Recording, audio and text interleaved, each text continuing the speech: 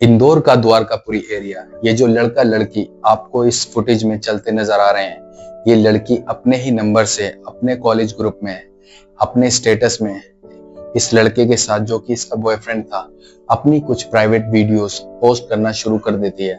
सब लोग देखते हैं कि ये इनकी प्राइवेट वीडियो है, लेकिन लड़के का चेहरा ब्लर किया गया है। अब इसके बाद कॉलेज से लड़की के पेरेंट्स को कॉल जाती है। उनके रिश्तेदार भी बताना शुरू करते हैं कि इस तरह की फोटोज एंड वीडियोज ये लड़की शेयर कर रही है, शायद ये पागल हो चुकी है।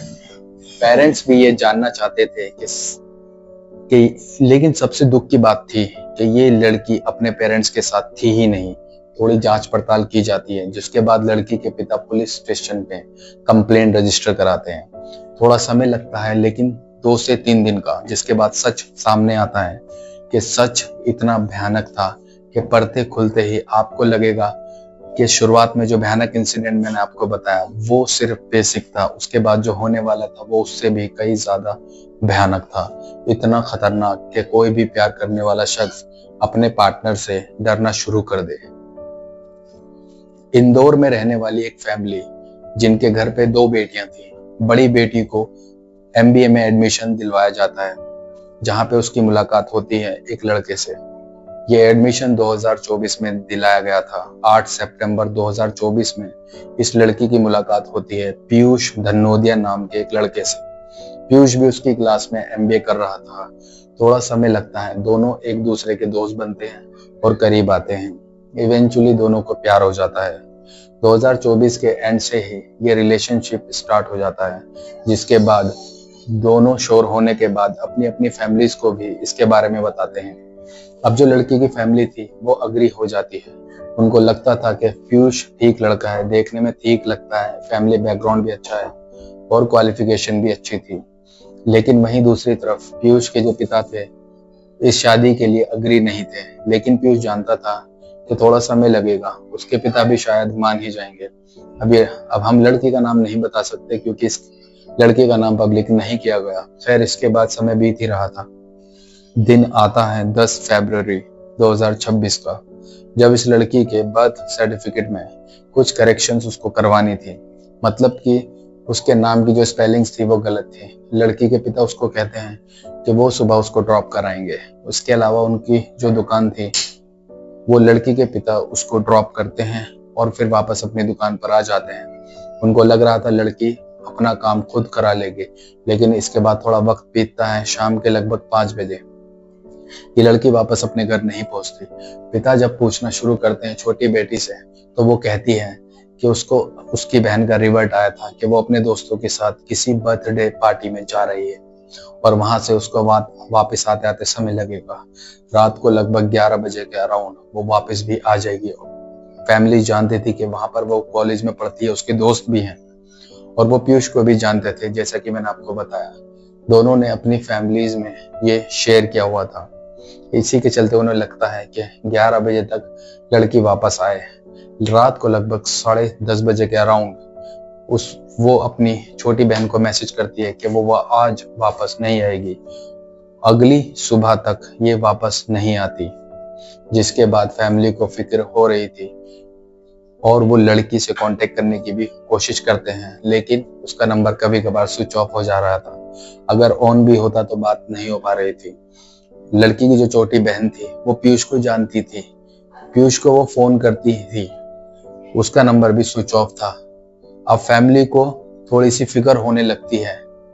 जो लड़की के पिता हैं उनको कॉलेज से फोन आता है। वो कॉलेज में जाके पहुंचते हैं और वो प्रिंसिपल से बात करते हैं। इस लड़की के पिता को कुछ बताते हैं कि आपकी बेटी ने पिछली रात को जो कॉलेज स्टूडेंट्स का ग्रुप बना हुआ था उसमें अपनी वीडियोस भेजी, जो कि प्राइवेट वीडियोस हैं। वो अपने प्राइवेट मोमेंट्स अपने बॉयफ्रेंड के साथ शेयर कर रही है, लेकिन इन सब के दौरान सिर्फ उसका चेहरा दिख रहा है, लड़की का चेहरा ब्लर किया गया। हालांकि जो कॉलेज ग्रुप के एडमिन थे उन्होंने ये video at the moment he delete कर दी थी, लेकिन इस सब के बावजूद इस लड़की के पिता के बहुत सारे ऐसे रिलेटिव्स थे जिनकी कॉल आनी शुरू हो गई। वो बताते हैं कि ये लड़की ने यही वीडियोस अपने स्टेटस में लगाई हुई थी। लगभग 11 वीडियोस थी जो अक्रॉस द ग्रुप शेयर की गई थी। खैर इसके बाद प्रिंसिपल लड़की के पिता को ये सजेस्ट करता है बेहतर होगा कि वो पुलिस में कंप्लेन लिखवाएं। लड़की के पिता वापस घर पहुंचते हैं, अपने भाइयों से बात करते हैं और वो थोड़ी सी और प्लानिंग में जुट जाते हैं। इसके अलावा लड़की के पिता ही कुछ 9 लोग थे, उनको भेजा जाता है द्वारकापुरी एरिया में, जहां पर यह देखा जाता है कि लड़का जो अपार्टमेंट लेके ले रहा था कहीं वो उस अपार्टमेंट में तो नहीं। वहां पहुंचते हैं तो देखते हैं कि दरवाजे को बाहर से ताला लगा हुआ है। अब यहाँ से भी उनका डाउट और गहरा हो जाता है कि शायद कुछ तो गड़बड़ है, उनकी बेटी के साथ कुछ गलत हुआ है। देखते देखते उनका डिस्कशन, बहुत सारी दिमाग में थॉट्स आने लगती हैं और शाम हो जाती है। 11 फरवरी को 8 साढ़े 8 बजे के आसपास लड़की के पिता पुलिस स्टेशन पहुंचते हैं और कंप्लेंट फाइल कराते हैं, जिसके बाद पुलिस उनकी बेटी को ढूंढना शुरू करती है। इंफॉर्मेशन पीयूष की दी गई थी, दोनों के कॉन्टेक्ट्स भी दिए गए थे पुलिस को। पुलिस आसपास देखती है, पीयूष के अपार्टमेंट में भी पूछती है, लेकिन वहां भी बाहर से ताला लगा हुआ था। सबको एक नॉर्मल सी चीज लग रही थी कि शायद वो कहीं भाग गए हैं, शायद उन्होंने भाग के शादी कर ली, क्योंकि कभी कभार लड़की की फैमिली उसको रोका करती थी, क्योंकि पीयूष के पिता शादी के लिए नहीं माने थे और शादी से पहले मिलना लड़की की फैमिली नहीं चाहती थी। 11 फरवरी को यह कंप्लेंट दर्ज करवाई गई, जिसके बाद पुलिस ढूंढती है और रात हो जाती है। 12 फरवरी से सर्च ऑपरेशन जारी किया जाता है, लेकिन कोई भी अपडेट इस मामले पे नहीं मिलती। दिन आता है 13 फरवरी का, जब इसी द्वारकापुरी एरिया में जो आसपास लोग रह रहे थे, मतलब जो पीयूष का अपार्टमेंट था उसके आसपास वाले लोग, उनको ये इस अपार्टमेंट्स के अंदर से स्मेल आने लगती है। फरवरी से की जा रही थी, उसकी लाश इस बिस्तर पर मिलती है, वो भी बिना कपड़ों के। लड़की के चेस्ट पे एक बहुत बड़ा गहरा घाव था, ऐसा लग रहा था जैसे उसको किसी चीज से मारा गया है। इसके अलावा पास में देखा जाता है एक बुढ़ा हुआ चाकू था, ऐसा लग रहा था जैसे इसे ही चाकू से मारा गया था। बहुत सारे दाग धब्बे, गहरे निशान, देखने से यही लग रहा था कि शायद इसी लड़की के साथ बलात्कार भी हुआ है, लेकिन अनफॉर्चुनेटली इस लड़की की मृत्यु हो चुकी थी और पुलिस जानती थी कि यहाँ पर कौन लड़की हो सकती है। इस लड़की के पेरेंट्स को कॉल किया जाता है और सब कुछ क्लियरली बताया जाता है। लड़की की लाश को पोस्टमार्टम के लिए भेज दिया जाता है और दूसरी तरफ से अब पुलिस का शक और भी गहरा हो गया था, क्योंकि ये अपार्टमेंट पुलिस का था। वहां पर पीयूष ना जिंदा था ना मरा हुआ। पुलिस फिर से दोनों के नंबर ट्रेस करती है और पीयूष का नंबर स्विच ऑफ आ रहा था। एक और चीज होती है पुलिस के लिए जो कि बहुत अच्छी थी, बीच बीच में लड़की का जो फोन था वो स्विच ऑन हो रहा था। इस बार जो लड़की के फोन की लोकेशन मिलती है वो थी महाराष्ट्र के अंधेरी में। पुलिस बिना देरी किए इसी लोकेशन पर पहुंचती है और वहां से फॉर्चुनेटली पीयूष मिल जाता है। काफी हद तक चीजें क्लियर हो गई थी कि ये सब कुछ पीयूष ने किया है, लेकिन क्यों किया है ये पीयूष से पुलिस जानना चाहती थी। और 14 फरवरी 2026 को उसको अरेस्ट किया जाता है। पहले महाराष्ट्र पुलिस के पास लेके जाया जाता है और उसका रिमांड लिया जाता है। पीयूष महाराष्ट्र में मिला था और उसको इंदौर वापस ले जाने के लिए भी एक रिमांड की जरूरत थी।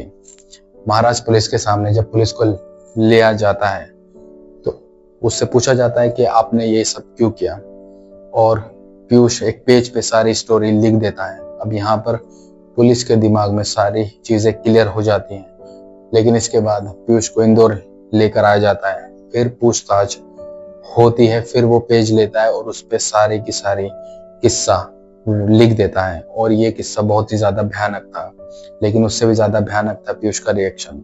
जब उसके सामने कोई रिपोर्टर आते हैं, उससे पूछते हैं कि आखिरकार मैटर है क्या, उसने ये सब क्यों किया, जिस तरह से वो ये सब बोल रहा था वो बहुत ही ज्यादा भयानक था। क्या हुआ था? क्यों मारा? तो लवर थी ना, फिर क्यों मारा? कुछ नहीं हुआ, छोड़ो, जो हो गया हो गया यार। अरे कैसी बातें कर रहे हो? आपने मारा एक लड़की को, आपकी प्रेमिका थी वो, उसको छोड़ दो ना, क्या करोगे जान के। अच्छा, वहाँ आपने तंत्र मंत्र किया था मुंबई में, पूछ बुलाया? कुछ नहीं है मैंने। अच्छा, कार दर्दनाक तरीके से मारा है तुमने उसको, हुआ अच्छी है वो चली गई, कैसी बातें कर रहे हो कि कुछ नहीं हुआ? उसके माँ बाप ने उसको पाल पोस के बड़ा किया, आपने उसको जान से मार दिया और बोल रहे थे कुछ नहीं हुआ। तो पछतावा नहीं है?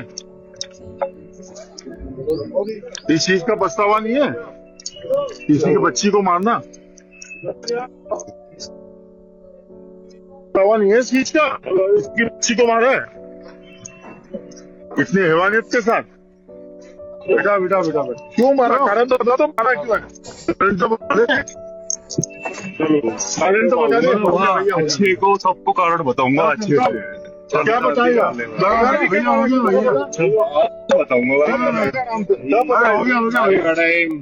टाइम आएगा। खैर इसके बाद पुलिस ने जो पीयूष से पूछा, मैं आपको बताता हूँ। जनवरी के लास्ट वीक से पीयूष से बातचीत करना बहुत बंद कर दिया था इस लड़की ने, और इंस्टाग्राम की चैट जो थी वो भी देखी गई, जिसके चलते उसे डाउट था कि शायद वो उसे धोखा देने वाली है। और भी इसके दिमाग में अलग अलग डाउट थे, जैसे ये लड़की शायद किसी डेटिंग ऐप पर भी है जहां पर वो अलग अलग लोगों से बात करती है, और हो सकता है वो पीयूष के बहुत जल्दी छोड़ दे।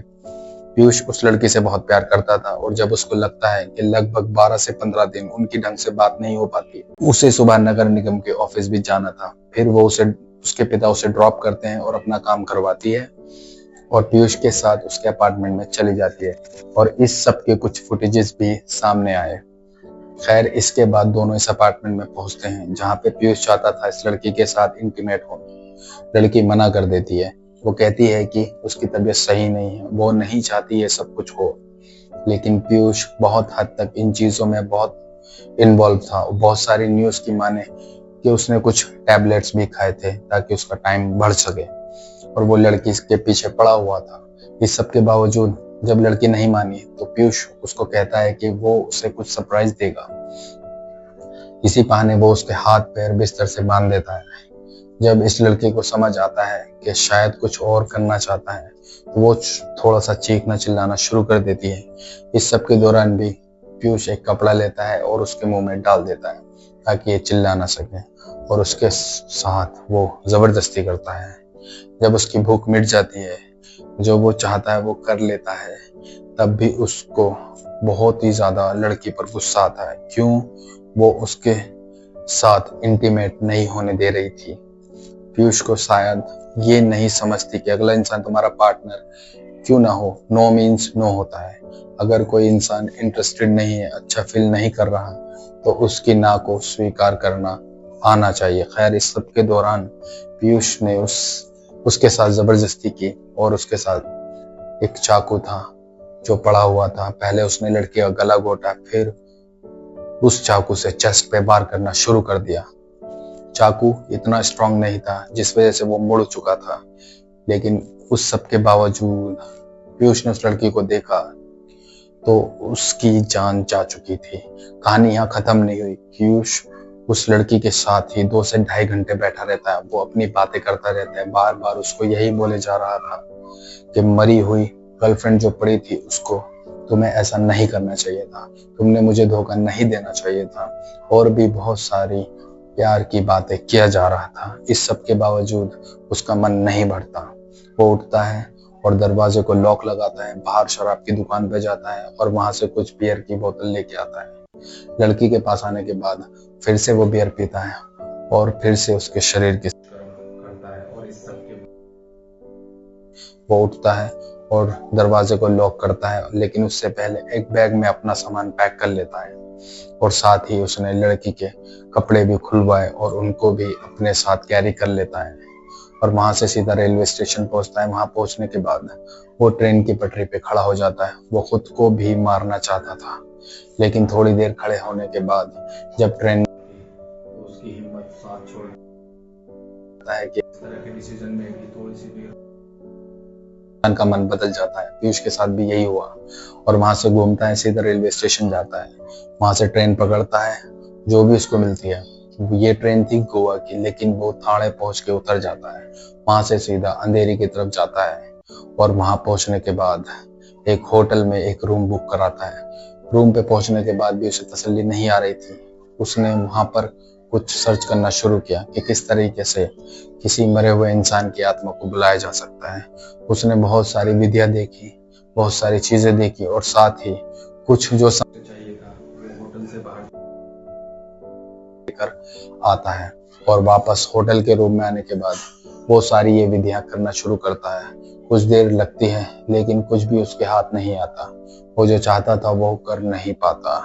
जब पुलिस उससे रीजन पूछती है कि आखिरकार उस लड़की की आत्मा को क्यों बुलाना चाहता था, पीयूष उनको बहुत अजीब सा आंसर देता है कि उस लड़की की आत्मा को वो उसको धोखा दे रही थी। क्या वो चाहती थी कि वो उससे शादी करना, क्योंकि उसको लगता था कि कोई इंसान झूठ बोल सकता है लेकिन उसकी आत्मा कभी नहीं झूठ बोल सकती। लेकिन और एक और बड़ी बात थी, पीयूष जो कि एक पढ़ा लिखा इंसान था, वो जानता था कि अगर वो फोन कैरी करता तो वो पकड़ा जा सकता है।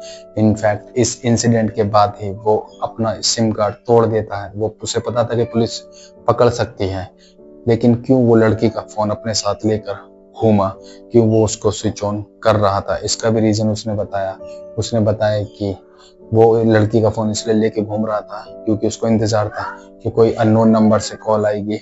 इनफैक्ट उससे पहले भी उसने लड़की के सोशल मीडिया हैक किए हुए थे। इसीलिए जो शक है वो दूर कर सके, लेकिन शक में कुछ नहीं मिलता। जब वो लड़की का फोन अपने साथ लेके जा रहा था, बीच बीच में स्विच ऑन कर रहा था, तो वो देख रहा था कि सिर्फ उसकी बहन, उसके पिता ही मैसेजेस कॉल कर रहे थे। इसके अलावा अरेस्ट किया जाता है, उसका नशा भी उतर जाता है, उनका असर भी खत्म हो जाता है। पीयूष का जो एटीट्यूड था वो उसी तरीके का था। उसे कोई भी रिग्रेट नहीं था, कोई गिल्ट नहीं था। जिस तरह उसने अपनी गर्लफ्रेंड के साथ किया था, उसे कुछ दुख नहीं था। उसके जो डाउट्स थे वो भी क्लियर नहीं हुए।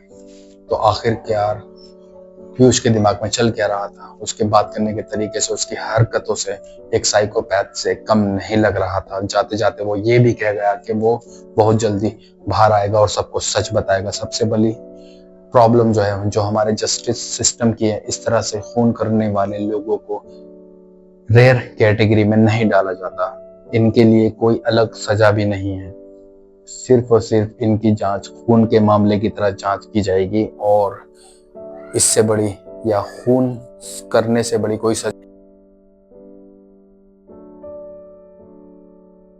कांडों की सजा बहुत बड़ी होनी चाहिए। और हम आपसे उम्मीद करते हैं कि आप हमें कमेंट्स में बताएं आपको स्टोरी कैसी लगी। Thank you.